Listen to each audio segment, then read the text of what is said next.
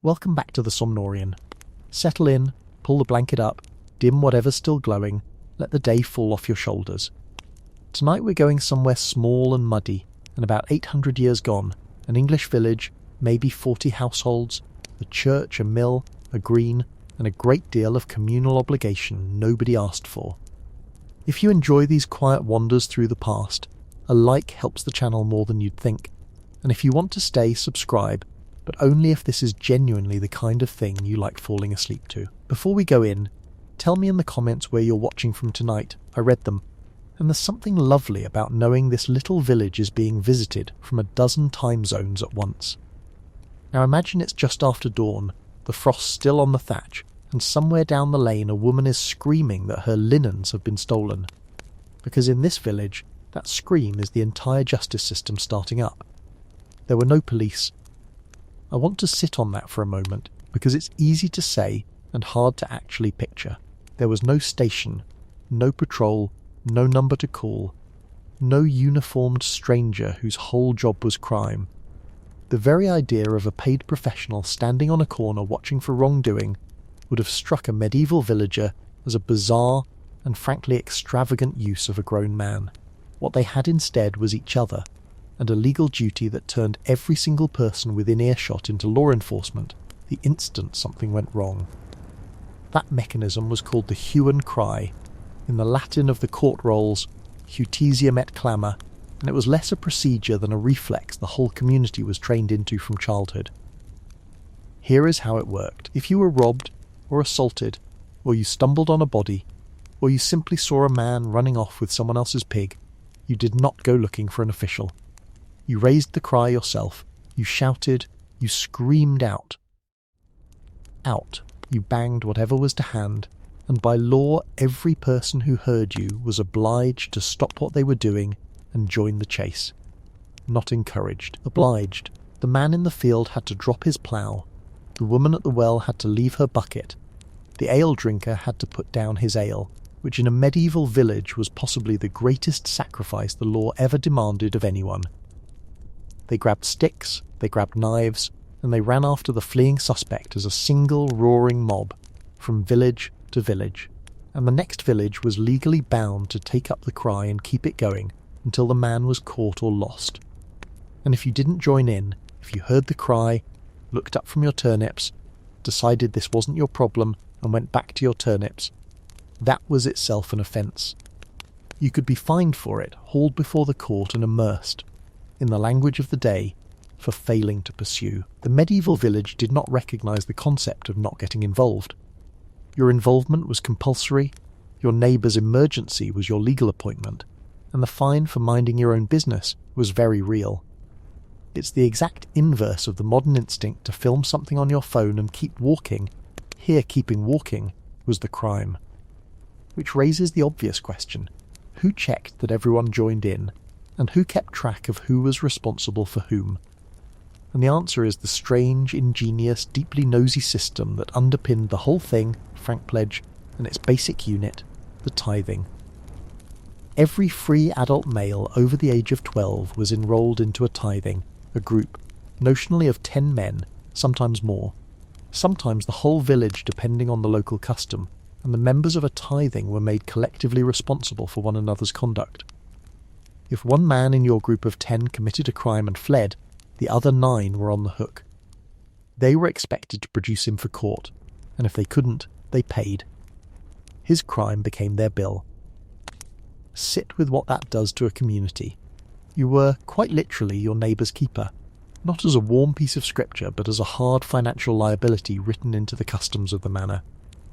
The 9 other men in your tithing had a direct personal monetary interest in whether you got drunk and started a fight, whether you were the sort to covet another man's sheep, whether you paid your debts and kept your temper. Your reputation wasn't a soft social nicety, it was a line item on 9 other men's ledgers.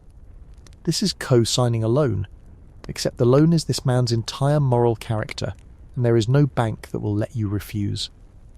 The result was a society that watched itself with an intensity we would find genuinely oppressive, and, if we're honest, occasionally miraculous in its efficiency. Everyone knew everyone. everyone knew whose marriage was strained, whose son was trouble, who'd been seen near the miller's the night the flour went missing. Privacy in the modern sense barely existed, because privacy was a liability the tithing couldn't afford. When something went wrong, the village usually already had a short list of suspects, because the village was, in effect, a surveillance network run entirely on gossip and financial self-interest, which, say what you like, has a certain lean elegance the modern taxpayer might envy. Once or twice a year this whole apparatus was formally inspected in a ritual called the View of Frank Pledge, held at the manor court. The Lord's Steward, or the Sheriff's men, would arrive and essentially conduct a roll call of accountability. Is every man over 12 enrolled in a tithing?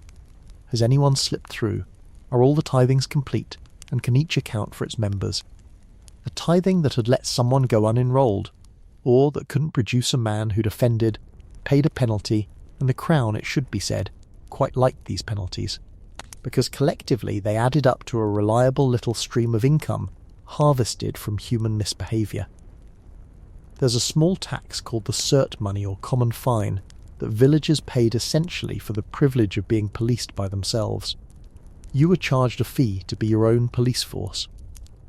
The medieval state had discovered subscription billing several centuries early. The man who stood at the head of each tithing was the tithingman, sometimes called the chief pledge or the borsholder depending on where in England you were standing, and his was the classic thankless middle management role of the medieval world. He was responsible for raising the hue and cry when needed, for bringing offenders in his group to court, for reporting wrongdoing to the steward, and for generally being the human interface between his 9 neighbours and the machinery of the law. He was not paid, he was chosen, often by rotation, and the position rotated partly because nobody sane wanted to keep it. Imagine being the man legally obliged to march your own drinking companion to court, then stand there while the steward asks why you didn't stop him sooner. It is the purest form of you've been volunteered, and the medieval village ran on thousands of men who'd been volunteered exactly like this. Now it would be easy to picture all of this as brutal and grim, and some of it was, but a lot of it was also just gloriously, recognisably petty, because the same system that chased down thieves also processed a staggering volume of what we would call neighbour disputes.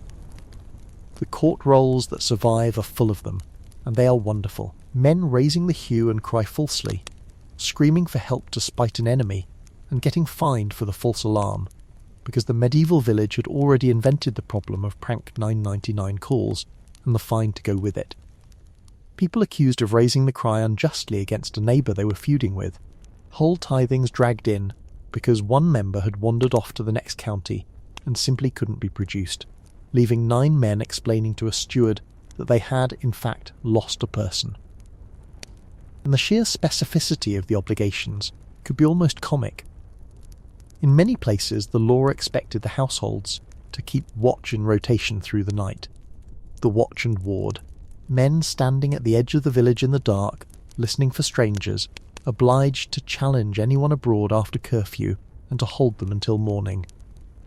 If a stranger refused to stop and answer, the watch could raise the cry against him. If the watchman fell asleep and something happened, that was on him. So on top of everything else. On top of ploughing your strips and paying your rent and answering for your 9 neighbours, you might also spend a night a month standing in a cold field waiting for a crime that probably wouldn't come. Because the alternative, a paid professional to do it for you, hadn't been invented and wouldn't be for centuries. What ties all of this together, and what I find quietly moving under the mud and the fines, is the underlying assumption that order was not something done to the village by an outside authority, but something the village did to itself, together, whether it wanted to or not. Justice began with a human voice screaming down a lane and a dozen other humans answering it, not because a badge told them to, but because the law had woven them so tightly into one another's lives that a crime against one was, financially and literally, a problem for all.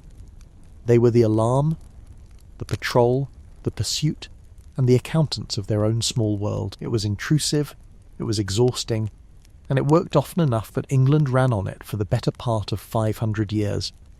which is a longer, more successful run than most modern policing reforms can claim, and it was staffed entirely by tired men who had absolutely not asked to be involved. Chapter 2. The Man Who Owed Everyone. The Reeve and the Village Officers.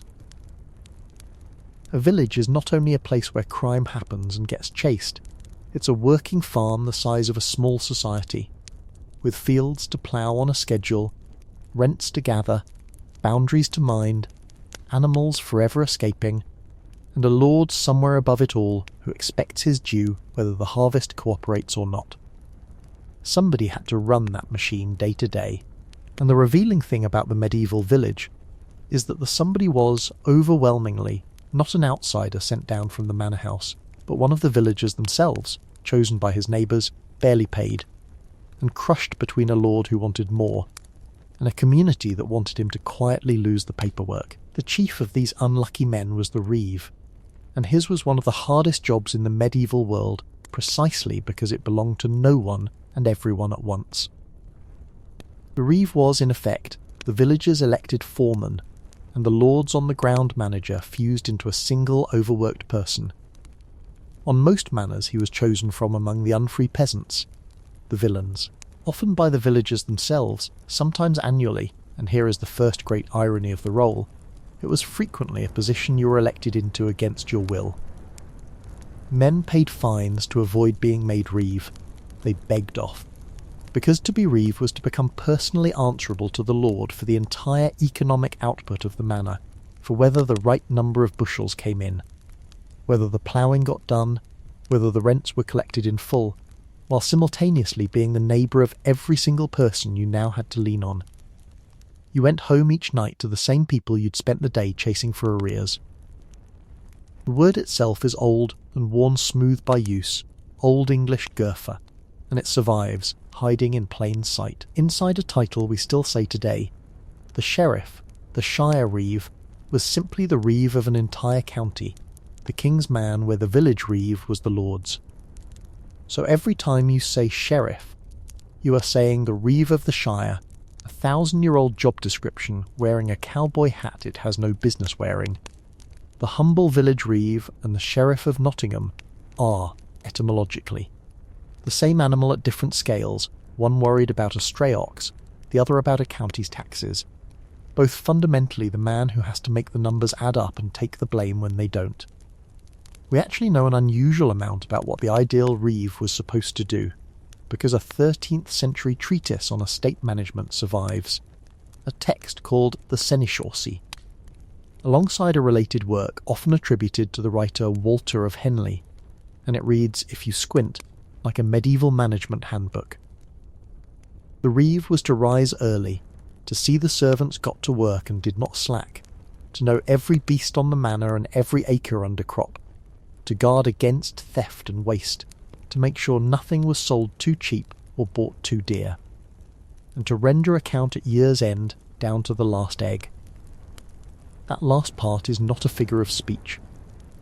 The manorial accounts that survive really do track things at the level of individual eggs and chickens, capons received and capons owed, and the reeve stood personally behind those figures at the annual audit, a ritual we'll come back to, because the medieval audit was a genuinely terrifying event, conducted by a Lord Steward who assumed you were stealing until the parchment proved otherwise.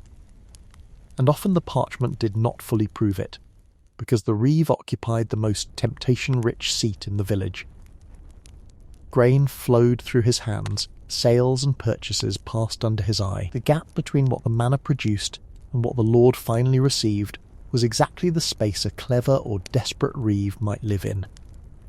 The court rolls and account rolls are dotted with reeves caught short, sums that didn't reconcile, stock that vanished, charges respitted and carried forward year after year in the hope everyone would forget. This is the second great irony of the job. The man appointed to prevent theft and waste was, structurally, the person best placed to commit it, and the whole apparatus of the manorial audit existed largely because everyone knew it. But the reeve did not run the village alone, and the supporting cast is where it becomes wonderfully, granularly human.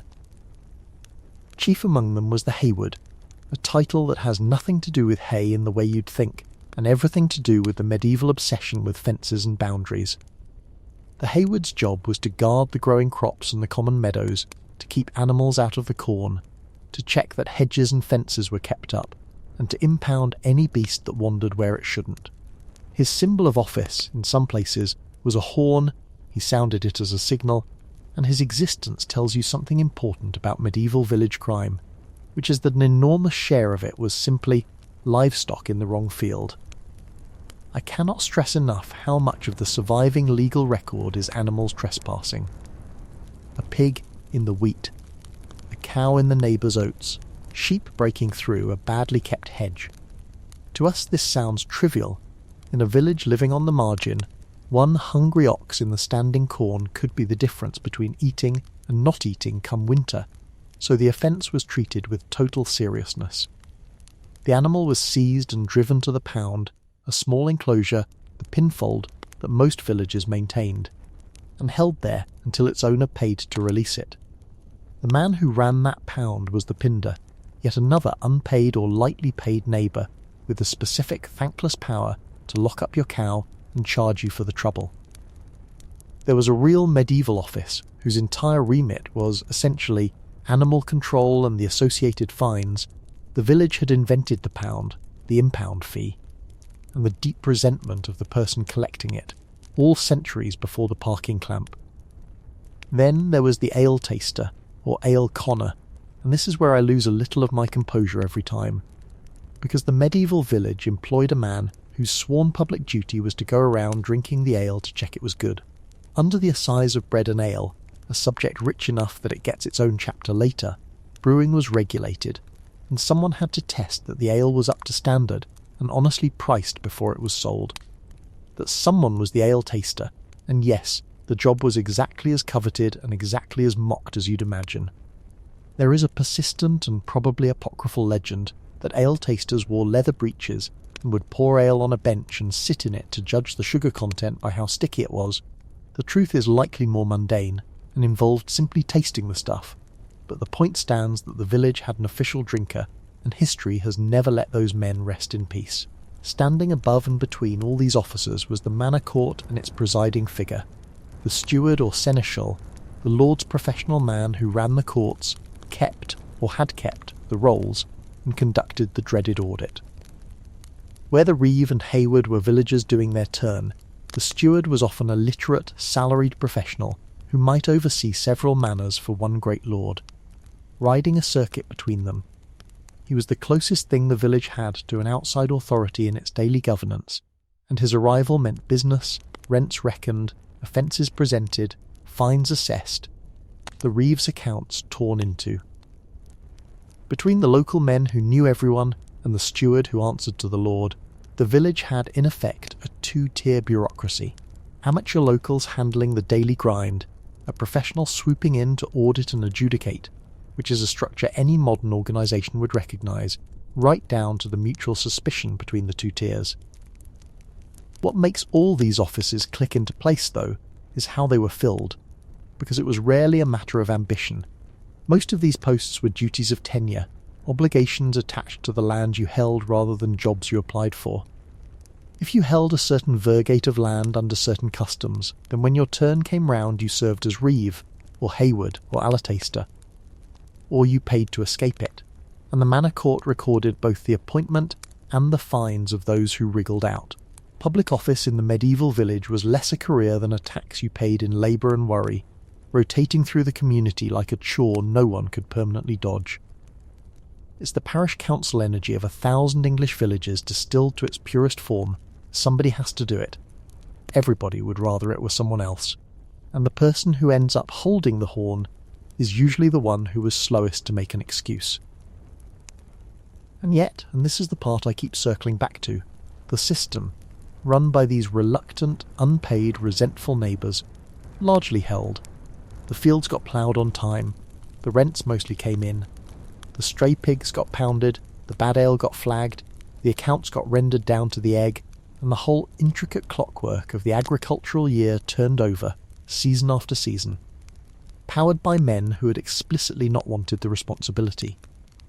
There's something almost tender in that, a civilization kept in order not by professionals who loved the work, but by ordinary people doing their grudging turn, answering to a lord above and their neighbours beside them, holding an office they'd have paid good money to avoid, and holding it, on the whole, well enough that the parchment survives to prove it.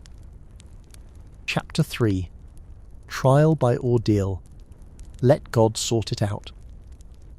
Suppose the hue and cry has done its work and a suspect stands accused, or suppose the village simply cannot agree who took the missing silver. The evidence is thin, there are no witnesses, both parties swear blind they're innocent, and the court is left with the oldest problem in law: two people, one truth, and no way to see inside a human heart. Today we'd reach for forensics, cross-examination, a jury weighing probabilities. For a long stretch of the early Middle Ages, the answer was both simpler and far stranger. You handed the question to God. And you built an elaborate, solemn, church-supervised ritual to make him answer. This was trial by ordeal, and it was not a superstitious free-for-all, but a formal legal procedure with liturgy. Priests, fasting, and holy water, which is somehow both more reasonable and more unsettling than the cartoon version suggests. The logic underneath it is worth taking seriously before we laugh, because it isn't stupid, it's just built on a premise we no longer share. The medieval mind held that God was intimately, actively involved in the world, that he knew the truth of every case perfectly, and that he would not permit an innocent person to suffer, nor a guilty one to escape, if formally asked to intervene. So when human knowledge ran out, you appealed past the humans entirely, up to the one witness who had been present at the crime and could not be deceived. The ordeal was, in its own terms, the ultimate expert testimony. You were subpoenaing the Almighty. Whether the Almighty reliably showed up is the whole question, and the medieval church would eventually decide, rather awkwardly, that he would rather not be subpoenaed at all. There were several standard forms, and the most notorious was the ordeal by hot iron. The accused, having spent 3 days in fasting and prayer and having heard Mass, would carry a piece of iron heated red in a fire, typically weighing about a pound, more for graver charges, in his bare hand for a set distance, usually paced out as 9 feet or 3 strides. A hand was then bound and sealed. And here is the crucial counterintuitive part that people always get wrong. The test was not whether you were burned. Of course you were burned, you just held glowing iron. The test came 3 days later, when a priest unwrapped the hand and examined the wound. If it was healing cleanly, God had declared you innocent. If it was festering, infected, angry, God had found against you. The verdict was not in the injury, but in the recovery, which means the medieval justice system had, in effect, outsourced the ruling to the immune system and given it a 3-day deliberation period. The ordeal by hot water ran on the same principle, and was often used for the unfree, where the hot iron was for those of higher standing. The accused plunged a bare arm into a cauldron of boiling water to pluck out a stone or a ring, reaching in to the wrist for a lesser charge and to the elbow for a graver one. The arm was bound, and again, 3 days later, the healing was read as the verdict. Same theology, same waiting period, same quiet handover of judgment to the body's capacity to fight infection, which, we now understand, depended enormously on the depth of the scald, the individual's health, sheer luck, and possibly the mercy of whoever heated the iron or the water, since these rituals were run by priests who were not always neutral about the outcome. And then there is the one everyone thinks they know, the ordeal by cold water, the ancestor of every witch-ducking image you've ever seen. The accused was bound and lowered into a body of water that had been solemnly blessed by a priest. The reasoning was theologically specific, and, in its way, elegant. The water was holy, sanctified, pure, and pure water would reject a guilty person, refusing to receive them, so that a guilty man would float. An innocent one would be accepted by the blessed water and sink. Let that sink in, as it were, to be found innocent. You had to sink, which meant the sign of your vindication was going under the surface, bound, and relying entirely on someone hauling you back out in time. The innocent verdict and drowning were separated by nothing more than the alertness of the man holding the rope. It is a system in which passing the test and dying could happen in the same 30 seconds. There was a gentler form, reserved largely for clergy, the ordeal of the blessed morsel, the korsned. The accused was given a piece of bread or cheese, about an ounce, over which a priest had spoken a fearsome adjuration, asking God to make it stick in the throat of the guilty and choke them. The suspect ate it. If it went down, innocence; if he gagged, choked, or couldn't swallow, guilt. It was essentially a lie detector test run on dry bread and nerves. And you don't need a theologian to point out that a terrified, guilty person with a bone-dry mouth might well struggle to swallow, while a calm innocent might not. Which means the korsned may have accidentally been the most psychologically plausible ordeal of the lot, a rough anxiety test dressed in liturgy. For the nobility and the free, there was a fourth path that swapped fire and water for steel, trial by battle, judicial combat, in which the two parties, or hired champions standing in for them, fought on the same theory that God would grant victory to the righteous. This was less common in ordinary village crime and more the preserve of disputes over land and honour among those wealthy enough to own weapons and afford champions. But it ran on the identical premise: the outcome was not brute chance but divine ruling, and the winner walked away not merely victorious, but formally, legally, proven right by heaven. It's a startling idea, that being better with a sword was in the eyes of the law indistinguishable from being honest. What holds all of these together is the presence of the priest, and this is the detail that eventually undid the whole system. The ordeal was a religious ceremony as much as a legal one. It required consecration, blessing, fasting, mass, the whole sacred apparatus, which meant it could not function without the Church's active cooperation. And for a long time the Church cooperated fully. But unease had been building for generations. Sharp minds within the Church argued that the ordeal amounted to tempting God, demanding miracles on human schedule, forcing the Almighty to perform tricks to satisfy a court, which was itself a kind of impiety. If God was not in fact obliged to intervene, then the whole procedure was just people burning and drowning each other while calling it holy. The reckoning came in 1215, a busy year for English legal history, and not only because of a certain charter signed at Runnymede. At the Fourth Lateran Council in Rome, under Pope Innocent III, the Church formally forbade clergy from participating in ordeals.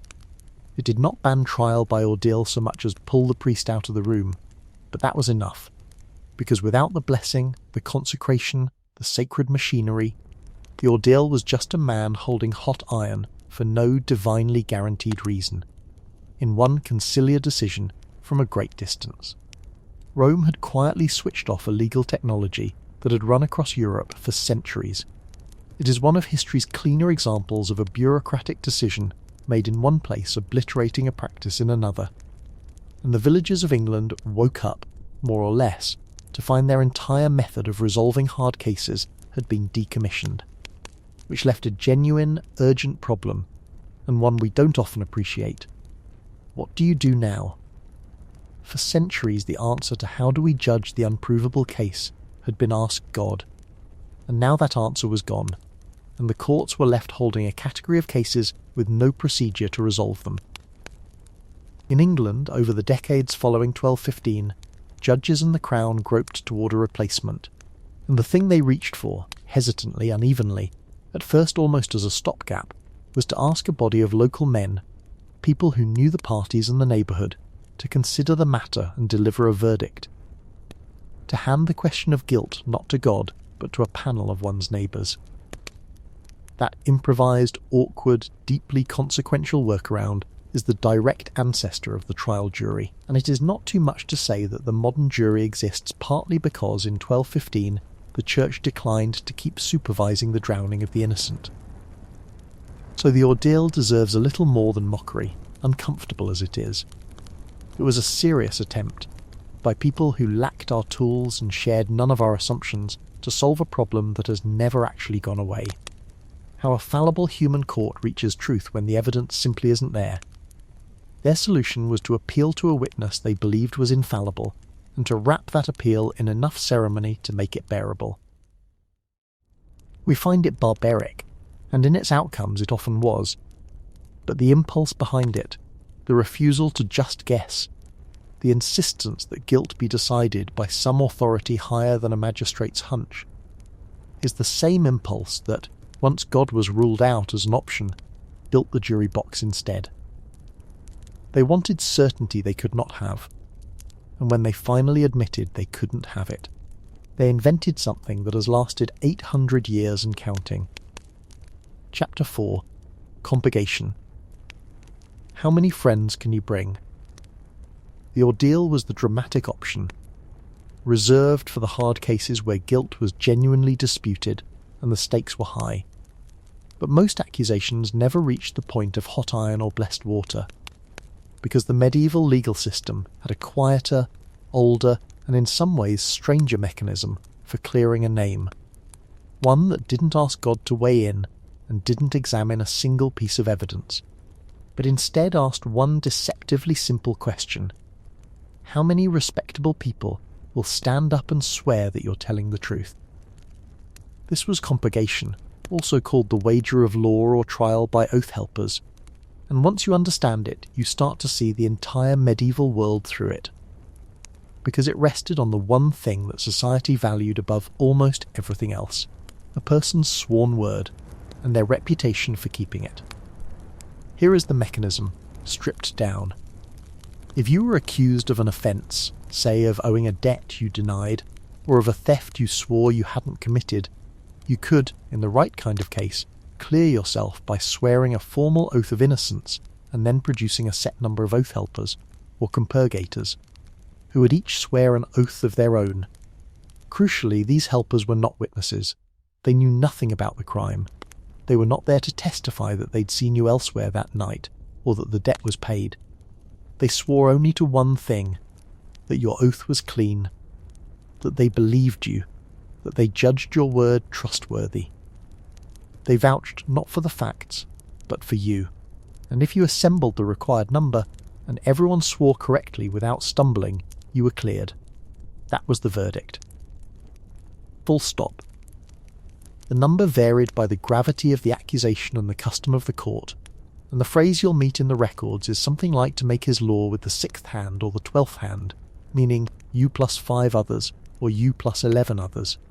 A serious charge might demand 11 oath helpers, so that 12 hands in total went up swearing to your honesty. The graver the accusation, the more people you needed willing to put their own sacred word behind yours, which built a rough proportionality into the whole thing, a small charge you could clear with a couple of neighbours. A grave one required you to be trusted by a small crowd of respectable men, and if you couldn't find them, that failure was itself close to a conviction. Now, to the modern ear this sounds absurd. You get off by bringing friends? And it's worth slowing down on why it wasn't as ridiculous as it sounds, because the reasoning is genuinely clever within its own world. An oath to a medieval Christian was not a formality. It was a sacred act that put your immortal soul on the line. To swear falsely on holy relics, invoking God as your witness, was perjury in the deepest sense, a mortal sin that endangered your salvation and, many believed, invited divine punishment in this life too.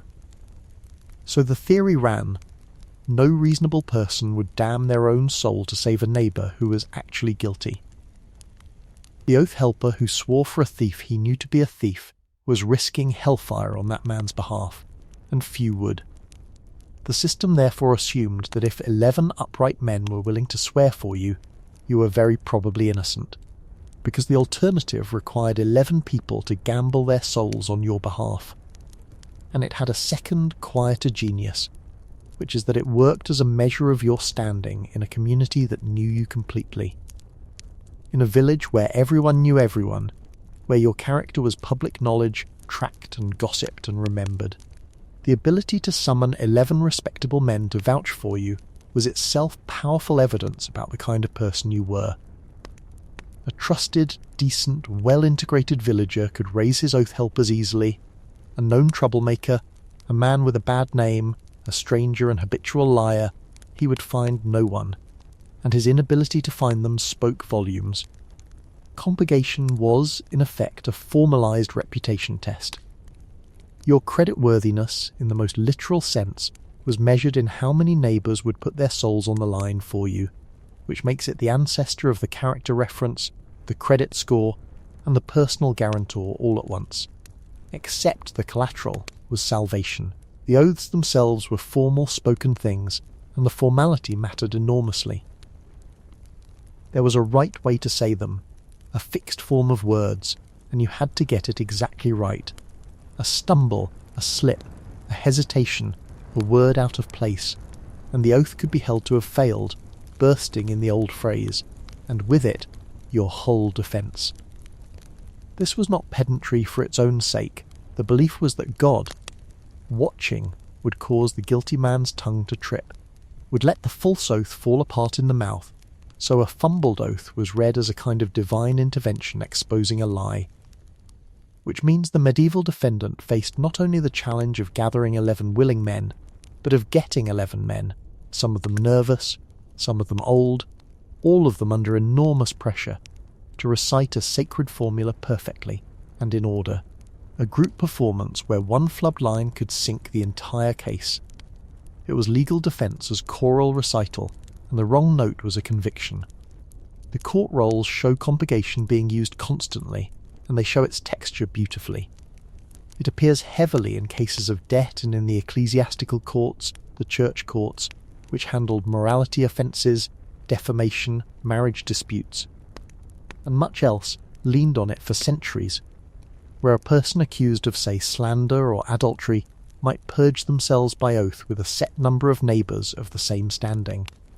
And there's a lovely specificity in some of the requirements. The oath helpers often had to be of the same rank or class as the accused, sometimes had to be neighbours who genuinely knew them, could not be personal enemies of the accuser, and had to be reputable themselves. You couldn't just round up 11 of the village drunks. The quality of your compurgators mattered, not just the quantity, so the system quietly rewarded the person embedded in a web of respectable relationships, and quietly punished the isolated and the disreputable. Which points to the obvious flaw, and the medievals were not blind to it.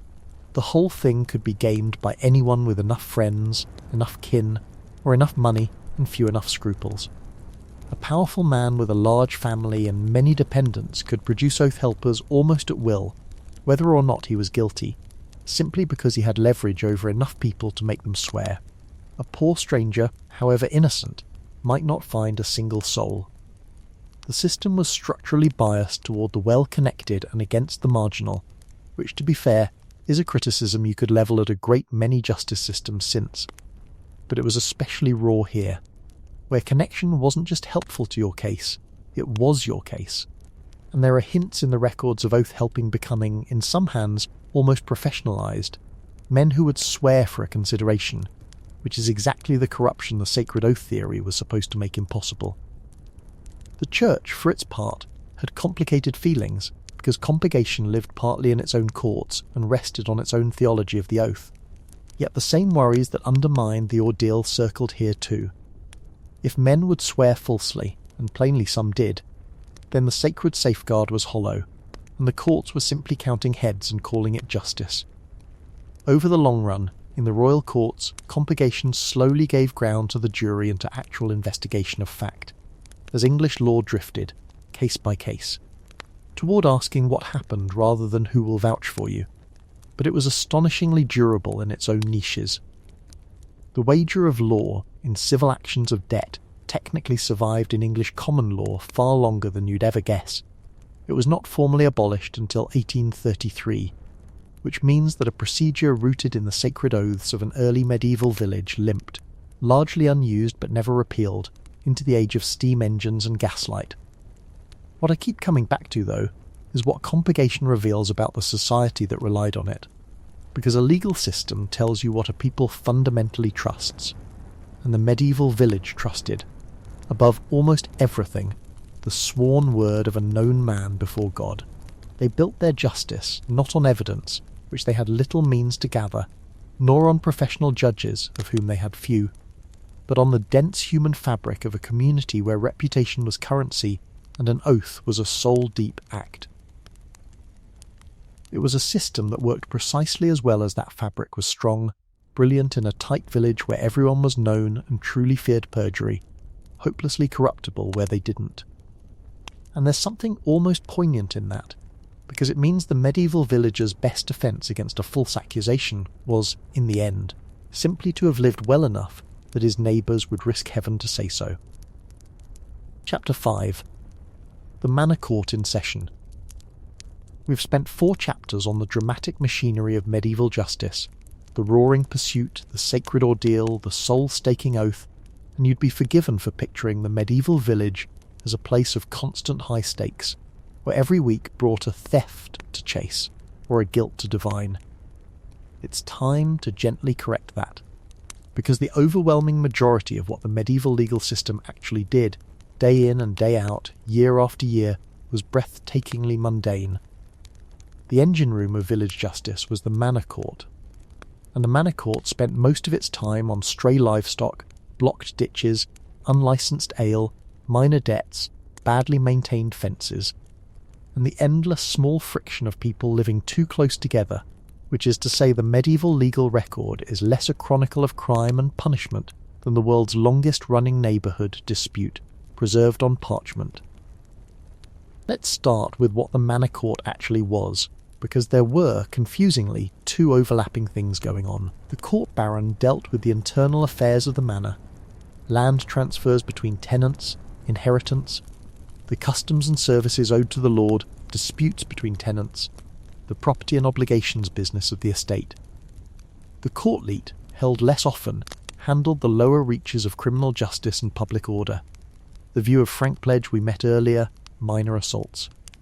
Breaches of the assize of bread and ale, public nuisances, and offences against the community at large. In practice, on many manors, these blurred into a single gathering that a modern eye would just call the village court, meeting every 3 weeks or so for the baron's business and a couple of times a year for the big elite sessions, and it was here that the ordinary legal life of nearly everyone was conducted.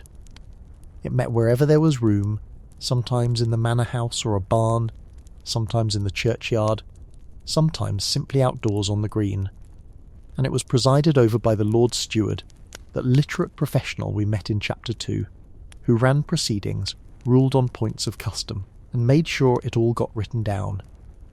And it was written down, which is the great gift of the manor court to history, because the resulting court rolls, long strips of parchment recording each session, session after session, some manors preserving them across 2 or 3 centuries, are among the richest records of ordinary medieval life that exist.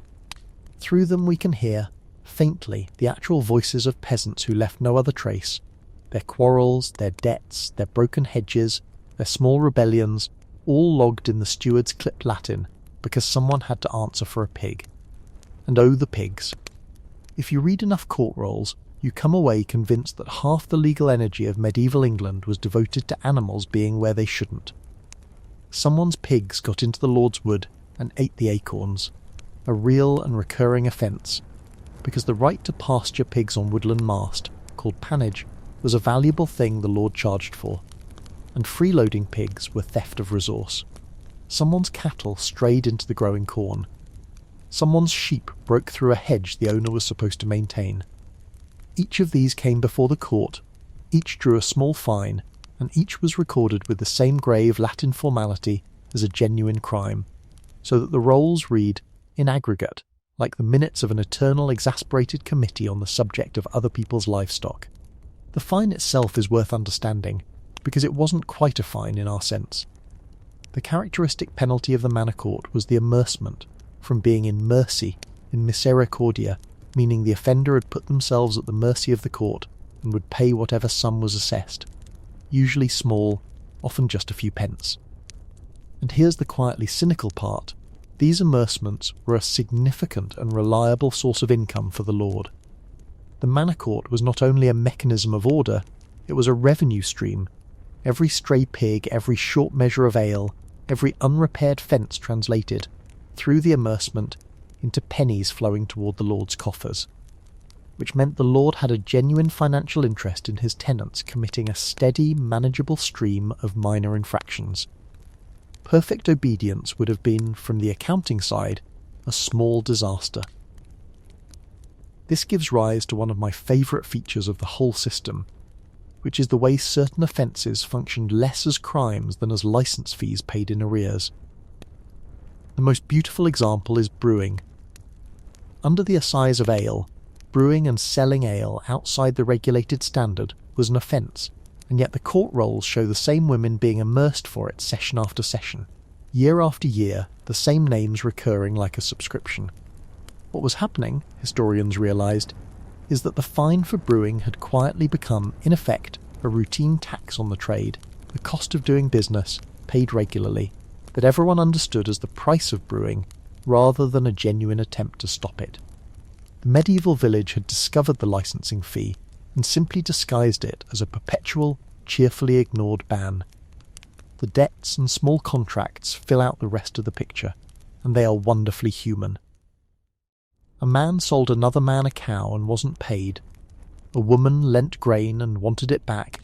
Someone was owed for a day's mowing, or a pair of shoes, or the repair of a cart. These pleas of debt and broken agreement clog the rolls, and through them you see an entire local economy running on credit and trust and memory, people constantly owing each other small sums, and constantly hauling each other to court to settle up. There are defamation cases too, villagers suing over insults, over being called a thief or a whore or a cheat. Because in a world where reputation was your legal collateral, as we saw with compurgation, a damaging insult was a genuine attack on your standing. Slander wasn't hurt feelings, it was economic sabotage, and the court took it seriously enough to fine the insulter. And then there's the sheer granular pettiness that makes the rolls such a joy, because the community policed things we'd never dream of formalising. People were immersed for not keeping their stretch of the ditch clear, so that water backed up onto the road, for letting their part of the shared fence fall down, for raising the hue and cry falsely, as we saw. For eavesdropping, there really was an offence, sometimes recorded as being a night walker or an eavesdropper, for the person caught lurking under windows to overhear and spread what they heard. For being a scold or a common troublemaker whose quarrelling disturbed the peace of the neighbours. The medieval village had, in essence, criminalised being annoying, and left us the receipts, which means somewhere in a Latin roll there is a permanent record of your medieval counterpart being fined for standing under the wrong window.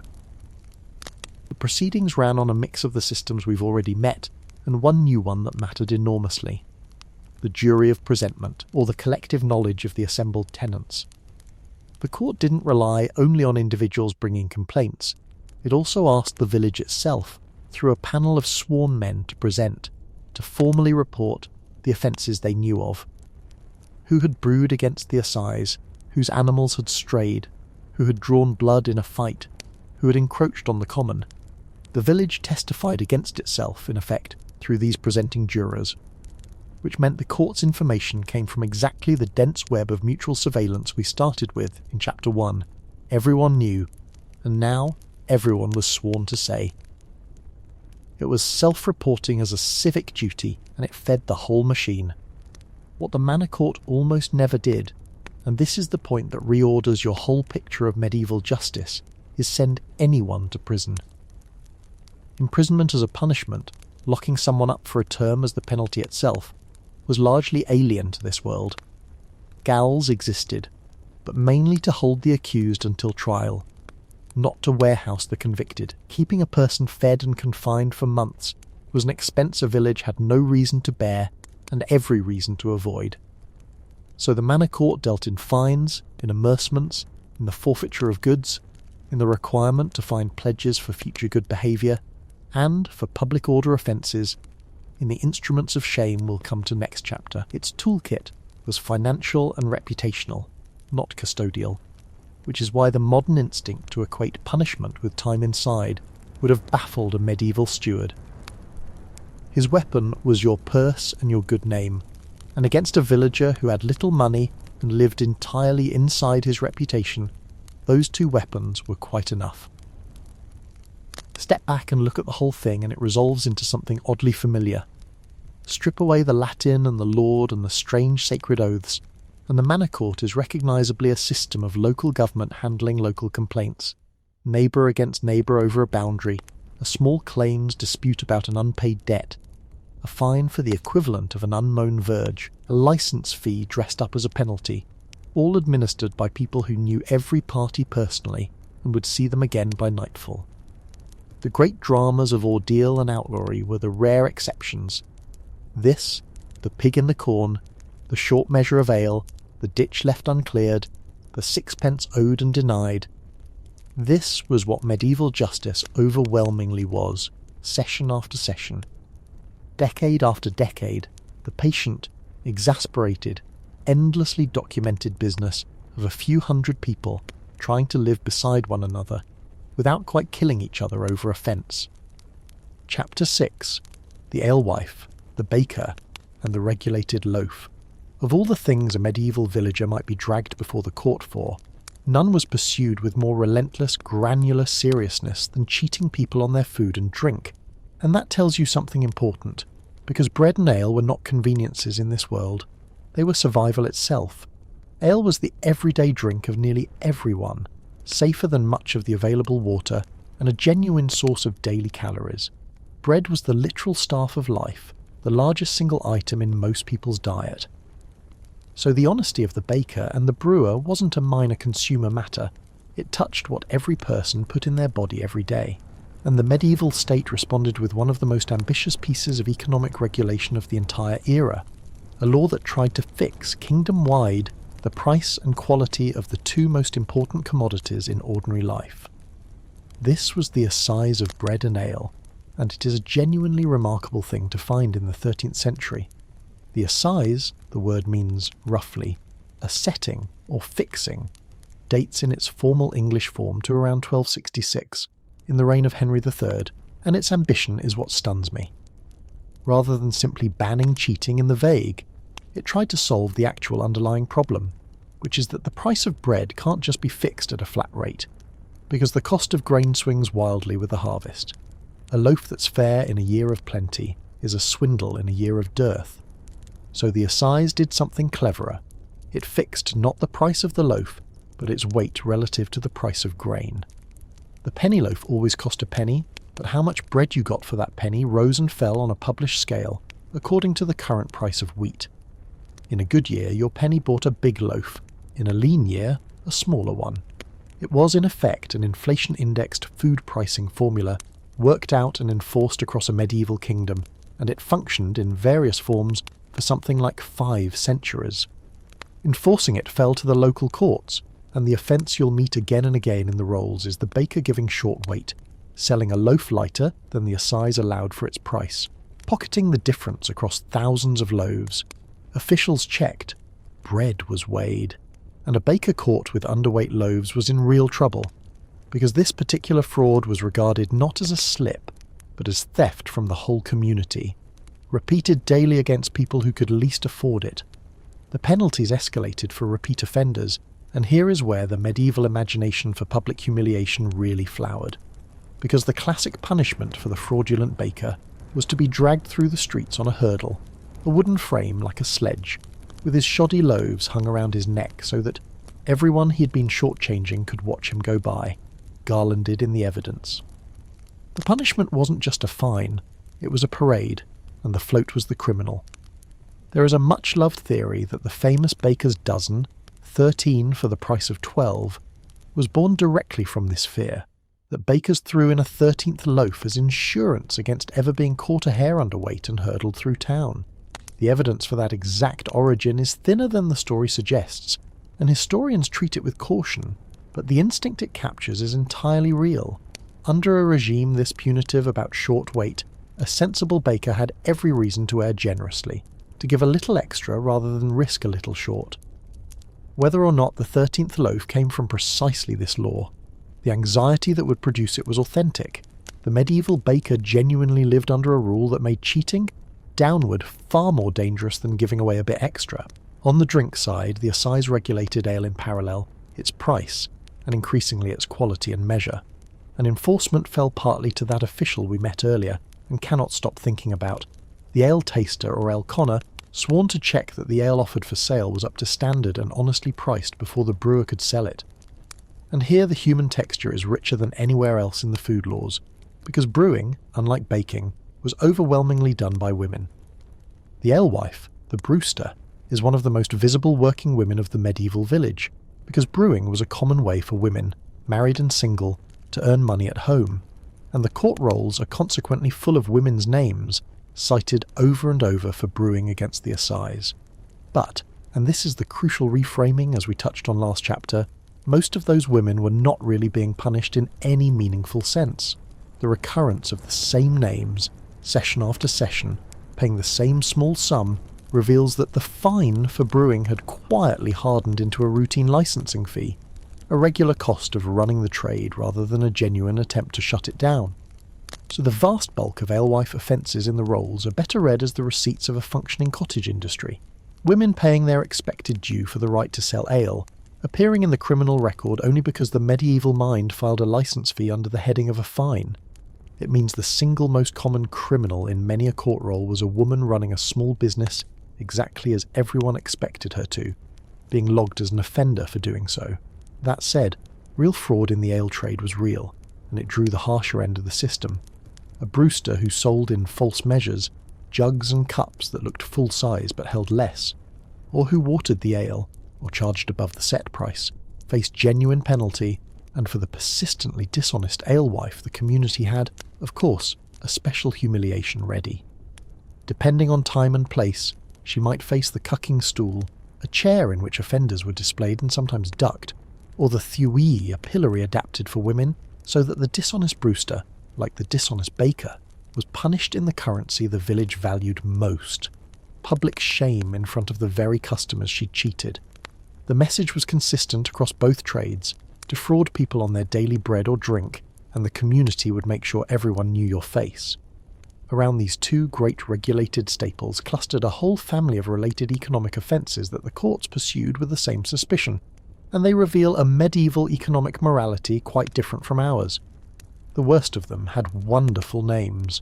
Forestalling meant intercepting goods before they reached the public market, buying up all the fish from the fishermen on the road into town, say, so you could control the supply and jack the price. Regrating meant buying goods in the market and reselling them in the same market at a higher price. Pure middleman profiteering. Engrossing meant cornering a commodity, buying it all up to create scarcity and dictate terms. To us, some of this just sounds like ordinary trading. To the medieval mind, it was near criminal, because the governing ideal was the just price, the notion that goods had a fair, proper value, and that profiting by manipulating scarcity or exploiting desperation was a moral wrong, not clever business. This is the part I find genuinely thought-provoking, because it's a whole economic worldview standing in quiet opposition to our own. The medieval market was supposed to be open, transactions happening in public, in the marketplace, at the set time, where everyone could see the goods and the prices, precisely so that no one could corner, manipulate, or gouge in the shadows. The forestaller who cut a private deal on the road was doing more than undercutting rivals. He was violating the fundamental principle that trade should be transparent and fair to the buyer, and the law came down on him for it. There was a real, articulated conviction here that the point of a market was to feed the community fairly, not to maximise the seller's return, and a merchant who put profit above that fairness was committing something the community treated as close to a crime against everyone. Which brings the whole subject to its quietly radical core. Strip away the hurdles and the ducking stools and the marvellous vocabulary, and what the assize and its cousins express is a society that had decided the essentials of life were too important to leave entirely to the free play of the market, that bread and ale and the honesty of the man who sold them were matters of public order, worthy of the king's law, enforceable in every village court in the land. They fixed the loaf to the harvest, they weighed the baker's bread, they licensed the alewife, they hunted the forestaller, and they paraded the cheat through the streets wearing his own crime, all in service of a stubborn, deeply held idea that no one should grow rich by shortchanging his neighbours on the things they needed to live. It's a strikingly modern impulse, wearing extremely medieval clothes, and every underweight loaf hung round a baker's neck was, in its own muddy way, an act of consumer protection. Chapter 7. Instruments of Shame. We keep bumping into public humiliation as a punishment. The baker on his hurdle, the alewife on her stool, so it's time to face it directly, because shame wasn't a colourful sideshow to medieval justice. It was, for a huge range of offences, the main event, and to understand why, you have to first grasp what the medieval world was not doing, which is putting people in prison. The modern assumption runs so deep it's almost invisible. Someone does wrong, you lock them up for a stretch of time, and the time is the punishment. That equation would have struck a medieval community as strange and wasteful, because they had made a different calculation entirely, that the most powerful lever you could pull on a human being was not their liberty, but their standing in the eyes of everyone they knew. Start with why prison wasn't the answer, because the reasons are practical and revealing. Locking a person up costs money. You have to house them, guard them, and above all feed them day after day for producing nothing. And a medieval village had no interest in bearing that cost to punish a man who could instead be fined, shamed, and sent back to his fields where he was actually useful. Jails existed, but overwhelmingly as holding pens for the accused awaiting trial, or awaiting the arrival of royal justices, not as places to serve out a sentence. The idea of doing time as the penalty itself was largely foreign. Punishment was meant to be swift, cheap, public, and over. You dealt with the offender in an afternoon and everyone got back to work, and nothing fit that brief better than shame, which cost the community almost nothing and hit the offender where he genuinely lived. Because here is the thing you must hold on to make sense of any of this. In a small, permanent, face-to-face community, your reputation was your life. It was your creditworthiness, as we saw with the debts and the oath helpers. It was your marriageability, your children's prospects, your ability to be trusted with a loan or a lease or a shared plough team. You could not move away and start fresh. There was nowhere to go and no anonymity to find. You would live and die among these same few hundred people, and their opinion of you determined the entire texture of your days. So a punishment that publicly, visibly, memorably lowered your standing among exactly those people was not a mild alternative to a real penalty. In that world it was the real penalty, and often a more feared one than a fine. The workhorse of the whole system was the stocks, the simple wooden frame, set up in the most public spot in the village, the green or the market or by the church, that clamped a seated offender by the ankles and held them fast for a set number of hours. That very public placement was the entire point. The stocks were deliberately sited where the maximum number of people would pass, because the audience was the punishment. The offender sat, immobilized, exposed, for all the hours of a market day, while everyone they knew walked past and the community was free, indeed tacitly encouraged, to jeer, to mock, and, in the tradition everyone remembers, to throw things, rotten vegetables, mud, filth, whatever was to hand and unpleasant.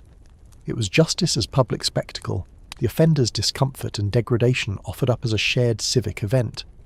Its close cousin, and a rung more serious, was the pillory, the stretch neck, in one old term which clamped the offender not by the ankles but by the neck and wrists, forcing them to stand, bent and exposed, head and hands locked through a board, often on a raised platform for maximum visibility. The pillory was reserved for more public-facing frauds and offences precisely because it displayed the face so prominently. This was where you'd find the tradesman who cheated the public, the seller of rotten meat, the man who used false weights, the forger, the purveyor of shoddy goods. And often the punishment was tailored to fit, the way the baker wore his loaves. The seller of rotten fish might be pilloried with the rotten fish burned beneath his nose, the man with false dice pilloried with the dice strung round his neck, so that the crime was legible to every passer-by. The pillory didn't just shame you, it explained you, turning the offender into a piece of public signage advertising his own offence. For women, and especially for the offence the medieval world filed under scolding being a persistent quarreller, a slanderer, a disturber of the neighbourhood peace, there was the cucking stool and its later relative the ducking stool, and the distinction matters. The cucking stool, the older form, was essentially a chair in which the offender was displayed publicly, sometimes paraded around the village, exposed to ridicule, shame, again as the core mechanism. The ducking stool added the notorious refinement of a chair on a beam or seesaw arrangement by a pond or river, in which the woman was actually plunged into the water, hauled out and plunged again to the entertainment of the crowd. That these punishments fell so heavily on women, and on the specifically female-coded offence of the scold, is a genuine and uncomfortable feature of the system, a community that policed women's speech with a dedicated piece of hardware while their male counterparts' quarrels drew a fine, which is a piece of medieval reality worth naming plainly rather than laughing past. There were gentler and stranger variants across the spectrum of shame. Offenders might be sentenced to stand at the church door in a white sheet, barefoot, holding a candle, publicly confessing their sin before the whole congregation as they arrived for Mass, a specifically ecclesiastical shaming for moral offences like adultery or slander, run by the church courts. There was the tumbrel, the cart in which offenders were paraded. There were the penance processions, the offender walking through town carrying a symbol of their wrong. Across all of it runs a single design principle. The punishment must be seen, must involve the community as audience and participant, must convert the offender's wrong into a public lesson delivered in the town square. Private penalty was almost a contradiction in terms. A shame no one witnessed did no work. Now it's tempting to see all this as simple cruelty, and there was real cruelty in it. The throwing of filth, the ducking, the sheer humiliation were nasty, and could tip into genuine danger when a mob got carried away. But it's worth holding the system's own logic alongside the cruelty, because there's a strange coherence to it. Shame punishment kept the offender in the community rather than casting them out. The man in the stocks was back at his plough the next day, still a neighbour, having paid his debt in public embarrassment, and, at least in theory, restored. It was reintegrative as much as punitive, a sharp, painful correction followed by return to the fold, rather than the modern pattern of removal, confinement, and the permanent mark of having been inside. The medieval offender was punished by the community in order to be kept within it, which is a genuinely different philosophy from warehousing people away where no one has to see them. The modern parallel is impossible to miss, and I don't think it's a stretch. We abolished the stocks and the pillory. We decided that state-sponsored public humiliation was beneath a civilized society, and then, some centuries later, we quietly rebuilt the whole apparatus online. The public shaming of the person who did something wrong, the crowd gathering to jeer, the pile-on, the throwing of metaphorical filth, the punishment that consists precisely of being exposed and degraded before the maximum possible audience, the offence displayed for all to read, we have simply moved the pillory into everyone's pocket and made the town square global. The medieval villager passing the stocks to hurl a rotten turnip, and the modern user firing off a contemptuous reply are uncomfortably engaged in something close to the same civic ritual, and the medieval version at least had the decency to end at sundown. Which is the note I want to leave this on, because it complicates any easy sense of superiority. The medieval world reached for shame because it worked on the thing they had that we've partly lost, a dense, permanent, inescapable community in which everyone's regard genuinely mattered, and it deployed that shame in a way that was brutal but bounded, public but temporary, humiliating but ultimately reintegrative.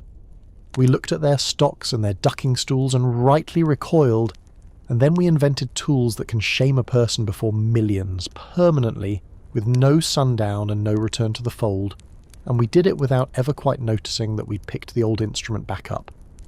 They built the pillory out of oak in the village square. We built it out of glass and carry it everywhere. Chapter 8. Sanctuary and the Confessing Felon. Suppose you've done something genuinely serious, a killing, a real theft, the kind of felony that could end with your neck in a noose, and the hue and cry is up. The whole village is after you, and the ordinary machinery we've been describing is closing in. You have in this desperate moment one extraordinary option available nowhere in modern law.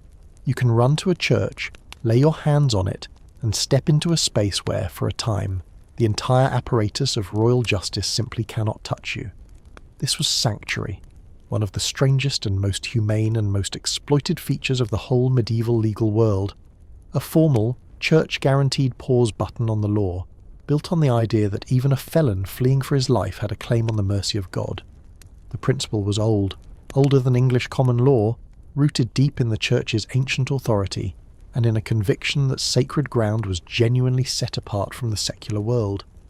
A church, and often the ground immediately around it, was holy, and to drag a person out of it by force to face secular justice was a grave violation, a pollution of consecrated space, and an offence against the church itself. one that could bring excommunication down on the men who did it.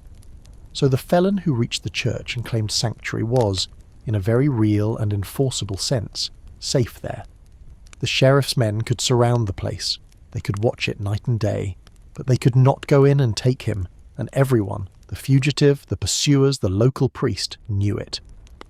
Now, sanctuary was not a permanent escape, and this is where it becomes genuinely fascinating, because it wasn't a loophole to freedom so much as a doorway into a very specific and remarkable legal ritual. The fugitive couldn't simply live in the church forever. The protection ran for a limited window, classically reckoned as 40 days. During those 40 days, a kind of negotiation unfolded, with the offender safe inside and the law waiting outside, and at the end of it the fugitive faced a stark choice: come out and surrender to face trial, or take the other, extraordinary path the system offered, to confess the crime and abjure the realm. Abjuration of the realm is the part that stops me every time, because it is such a startlingly complete piece of legal theatre. The felon, having claimed sanctuary, could summon the coroner, a royal official will meet properly next chapter, and before him make a full, formal confession of the crime. Having confessed, he would then swear a solemn oath to leave England entirely and never return, to abjure the realm forever. In exchange, he was allowed to live. He would not hang, he would not stand trial, he would simply be exiled, permanently, from the whole kingdom. It was a plea bargain of the most absolute kind. You admit everything, and in return you get your life, but the price is your country, your home, your land, everything and everyone you have ever known, given up forever in a single sworn breath. And then came the walk, which is the detail that turns the whole thing from a legal procedure into something almost mythic. The abjurer didn't just leave. He was assigned a port, a specific harbour town from which he was to depart the country, and a route to reach it, and he had to walk there on foot, carrying a wooden cross in his hands to mark him as an abjurer under the church's protection, keeping to the assigned road. He was required to head straight for the coast, not to stray from the highway, not to linger, to take ship on the first available vessel, and, in the more elaborate versions of the rule, if no ship was waiting, to walk out into the sea up to his knees each day as proof of his continuing effort to leave. Picture that. A confessed felon trudging the length of England, clutching a cross, forbidden to leave the road, wading into the surf daily to demonstrate that he was in fact trying to depart. It is exile rendered as pilgrimage. The protection during that journey was real but conditional, and brutally so. As long as the abjurer kept to the rules, stayed on the assigned road, held his cross, moved steadily toward his port, he was under protection and could not lawfully be harmed. But if he strayed from the highway, if he abandoned the cross, if he dawdled or tried to slip away and vanish into the countryside instead of leaving, he forfeited all of it. He became an outlaw, fair game, and anyone could take him. So, the walk was a tightrope. The cross in your hands and the road under your feet were the only things standing between you and open season, and the moment you stepped off either one, the entire kingdom was licensed to hunt you down. It was freedom of a kind, but freedom on a very short and very sacred leash. Predictably, the whole system was riddled with exploitation, abuse and improvisation on every side, and the records are wonderfully alive with it. Fugitives used the 40 days to negotiate, to have friends smuggle in food and messages, sometimes to arrange for the case to cool or for a pardon to be sought. Communities, meanwhile, hated the burden, because guarding a church around the clock for 40 days was an enormous, exhausting drain on a village's manpower, and the local men stuck watching the churchyard in shifts had every reason to resent the felon who'd made himself their problem. And there was always the temptation to solve the whole thing the illegal way.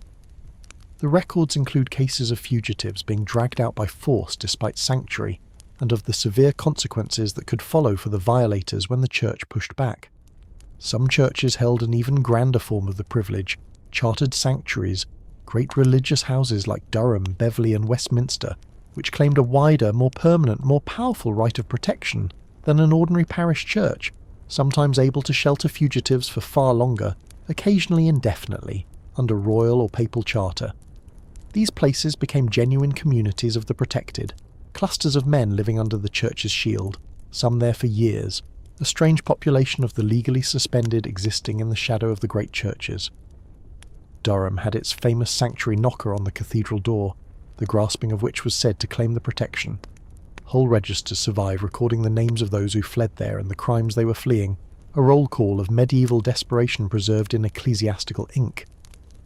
What Sanctuary reveals at bottom is the great structural fact running underneath so much of this series, the deep, live, sometimes bitter rivalry between two competing systems of justice sharing the same kingdom, the Church and the Crown.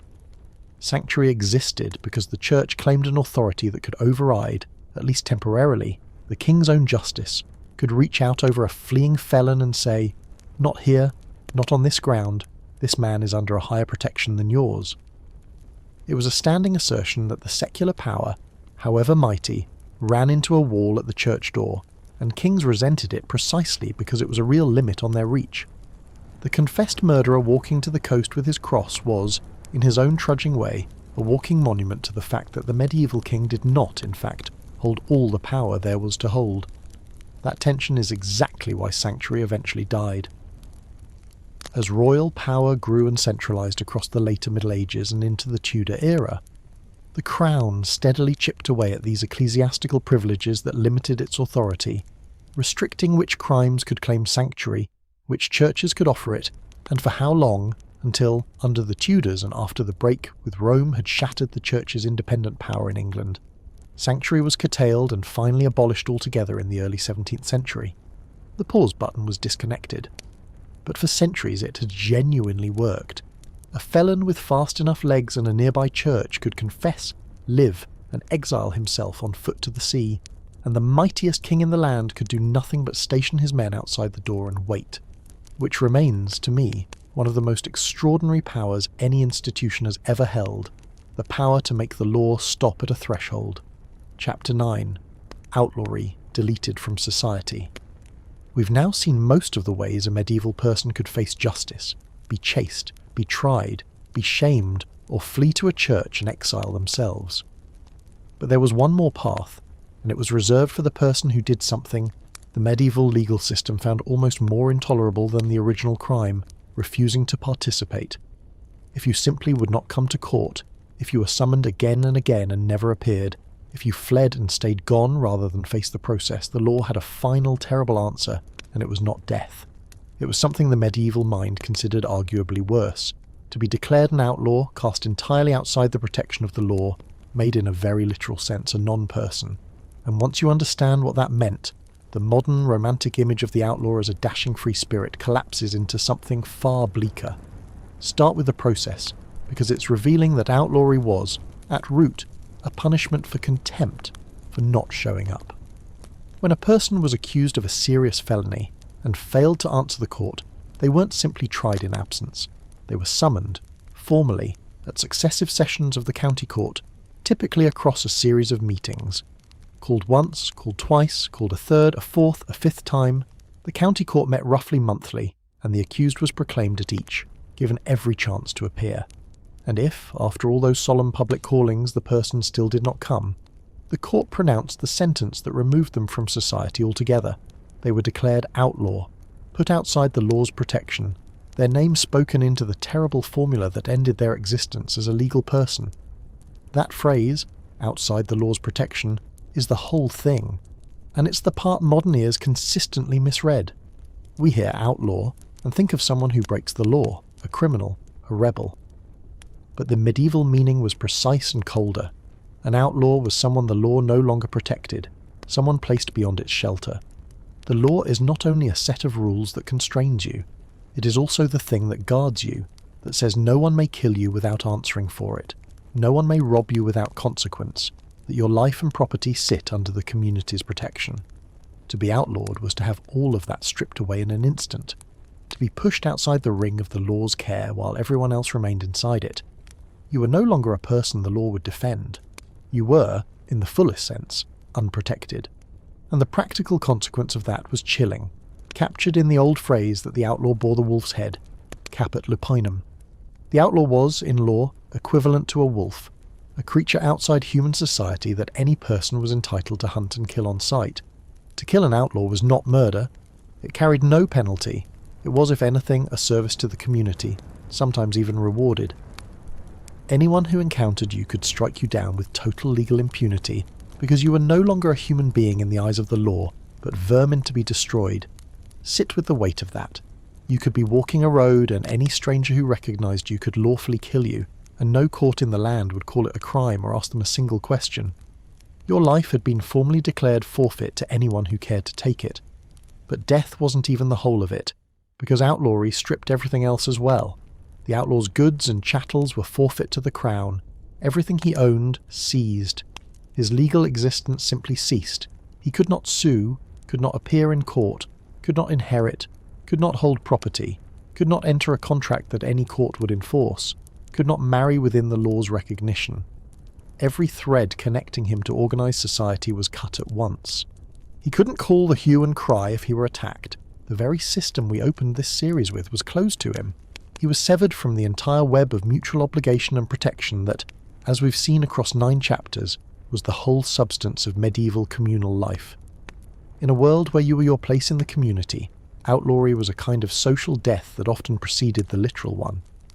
This is why the medievals could regard it as a punishment on the level of, or beyond, execution, and why it functioned as such a powerful coercive tool, because for a person embedded in the dense human fabric of a village, being cut out of it entirely was catastrophic in a way we can barely feel now. We're mobile, anonymous, able to move to a new city and start over among strangers. The loss of our local standing is survivable, because we can simply go elsewhere and rebuild. The medieval villager had no elsewhere. His identity, his livelihood, his safety, his marriage, his very ability to eat next winter were all bound up in this community and its protection, and to be expelled from it was to be cast into a void with no floor. The threat of outlawry was, in effect, the threat of erasure, and it was often enough to make even a guilty man decide that facing the court was the safer option. Where did the outlaws actually go?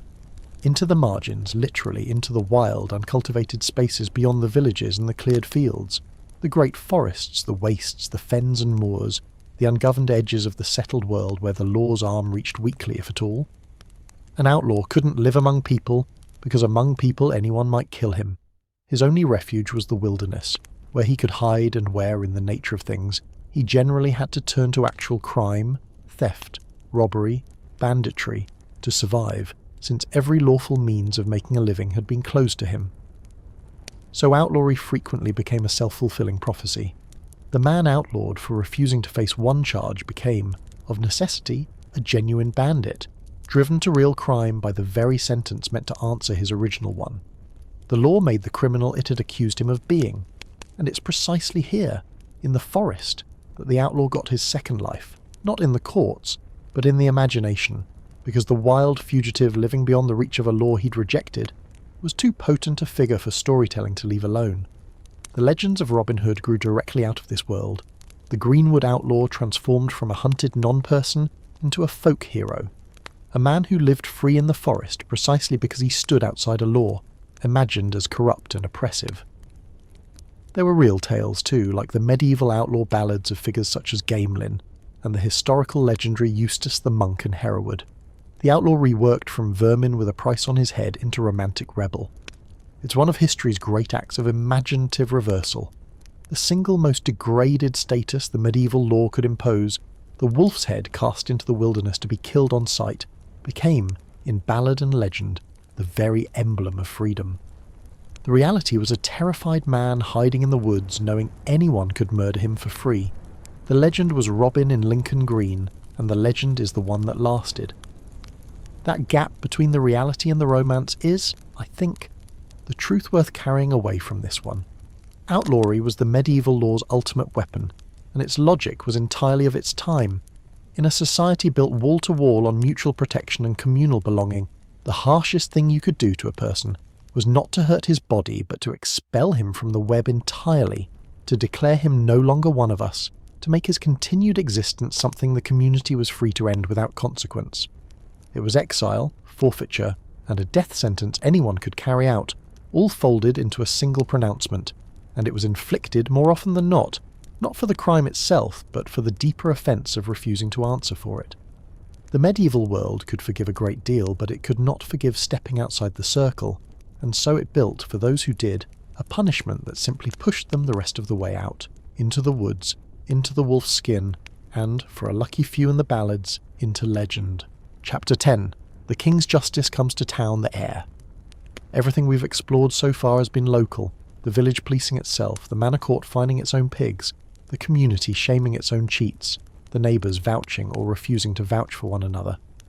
But there was a whole other order of justice sitting above all of it, distant and enormous and periodic, and its arrival was one of the most dreaded events in the medieval calendar.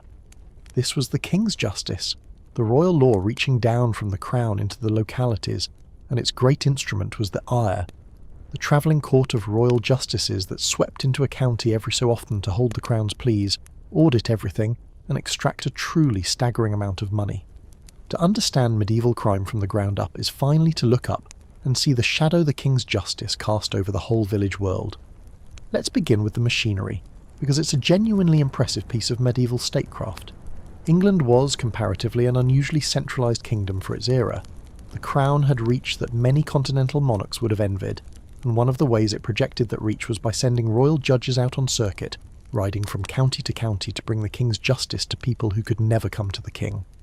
The Great General Eyre was the heaviest version of this, a commission of royal justices who would descend on a county and hold a comprehensive session covering not just crimes, but essentially a total inspection of local government, royal rights, and everyone's conduct since the last heir. And the last heir might have been a very long time ago. These general heirs came round only every several years, sometimes 7, sometimes far longer, which meant that when they finally arrived, they arrived with an enormous backlog and an appetite to match. The reason the whole county dreaded the heir comes down to what it actually did when it got there, and the answer is, it examined everything, and it fined everyone. The justices didn't merely try the serious crimes that had piled up since their last visit. They demanded an account of every death, every crime, every claim of royal right, every failure of local officials, every escaped prisoner, every treasure found, every wreck washed ashore, the whole vast category of the Crown's interests going all the way back to the previous heir. And crucially, they hunted relentlessly for procedural failures, because every time a village had done something slightly wrong in the handling of a case over those intervening years, that mistake was now a fine. The heir was, in large part, a machine for converting years of accumulated small local irregularities into a mountain of cash for the Crown, and the village knew it was coming to be audited down to the bone. The information came through a system of sworn reporting that pushed the burden right back onto the communities themselves. Each district had to send juries of local men, the presenting juries, who were put on oath and made to answer in exhaustive detail a long list of set questions called the Articles of the Heir. Who has died, and how? Who committed felonies, and where are they now? Who claims rights that belong to the King? Which officials have failed in their duties? The juries had to present all of it, and here was the trap. If they concealed something, if they failed to report a death or a crime the justices later discovered, the whole community was fined for the concealment. So the village was forced to inform thoroughly on itself, knowing that every honest answer might carry a penalty and every omission a worse one. The heir made truthful self-incrimination the only safe option, and then fined you for what you truthfully reported. This is where one particular official becomes central, a figure who existed largely to feed this hungry machine, the coroner. The office of coroner, the Custos Placitorum Coronae, the keeper of the pleas of the crown, was established in 1194, precisely to keep records of everything the crown had an interest in, so that when the heir eventually arrived, there would be a documentary trail no local jury could quietly bury.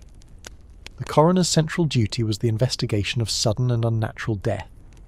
Every time a body was found, every time someone died suddenly, violently or suspiciously, the coroner had to be summoned to hold an inquest, to view the body, convene a local jury, and determine how the person had died and whether any crime or royal revenue was involved.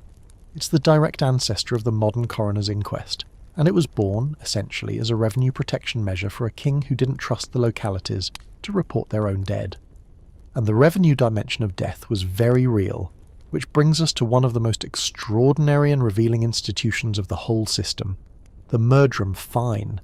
Its origins reach back to the Norman conquest, to the era when a small conquering French-speaking minority ruled a large, resentful English population, and Norman lords kept turning up dead in ditches, killed by locals who then closed ranks and refused to identify the killer. The Crown's response was collective punishment. If a person was found slain, and the community could not produce the killer, and could not prove the dead person was English rather than Norman, a proof called the presentment of Englishry, then the whole hundred, the whole district, was hit with a heavy communal fine, the murderum. The default assumption was that any unexplained corpse was a murdered Norman, and the neighbourhood paid for it unless it could prove otherwise.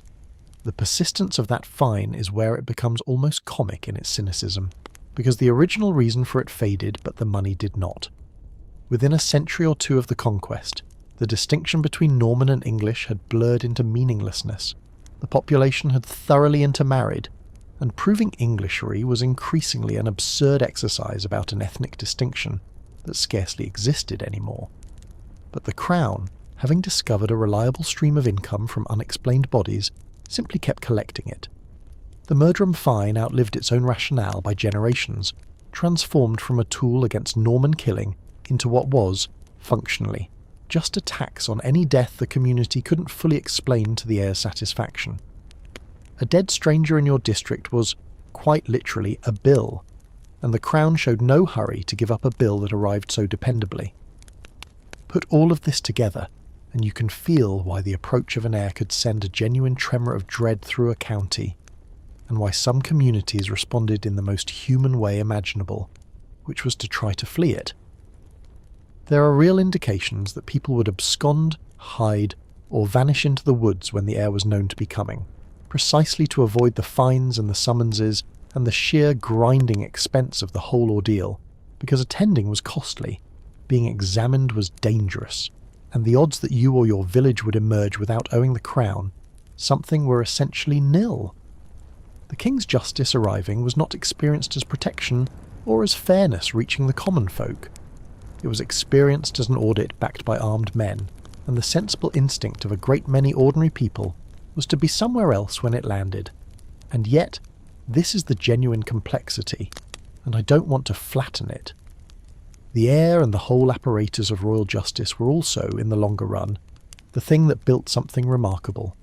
This relentless, money-hungry, dreaded system of travelling justices asking the same set questions in every county, applying the same royal law from Cornwall to Northumberland, keeping written records through coroners and rolls, was precisely the machinery that forged the common law, a single body of law common to the whole realm rather than a patchwork of purely local custom.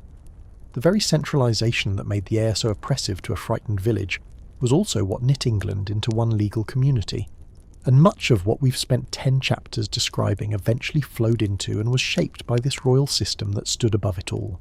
The Crown's justice was extractive and feared, and it was also, inadvertently, one of the great institution-building forces of the medieval world. So we end where the village's own small world met the vast reach of the king, the hue and cry in the lane and the heir riding into the county town being, in the end, two ends of a single system, the intensely local and the grandly royal, held together by all the layers between, the tithing, the reeve, the manor court, the ordeal and the oath, the stocks and the sanctuary and the wolf's head cast into the woods. It was intrusive, uneven, sometimes brutal, frequently absurd, and shot through with the eternal human business of people trying to live decently beside one another and answer, somehow, to the powers above them. And it worked, imperfectly, grudgingly, wonderfully documented for the better part of 5 centuries, run by ordinary people who mostly hadn't asked to be involved, and largely got the job done anyway. That's where we'll leave the medieval village tonight, its muddy lanes gone quiet, the court roll rolled up, the fire down to embers. Thank you for spending these hours here with me. There's something I find genuinely comforting in these small distant lives, in knowing that 800 years ago people worried about their neighbours' pigs and their own good name and did their reluctant turn holding the horn. Sleep well, wherever you're watching from, and if you drifted off somewhere back around the ordeal, that's exactly as it should be. The village will still be here, patient and unhurried, whenever you'd like to come back. Good night.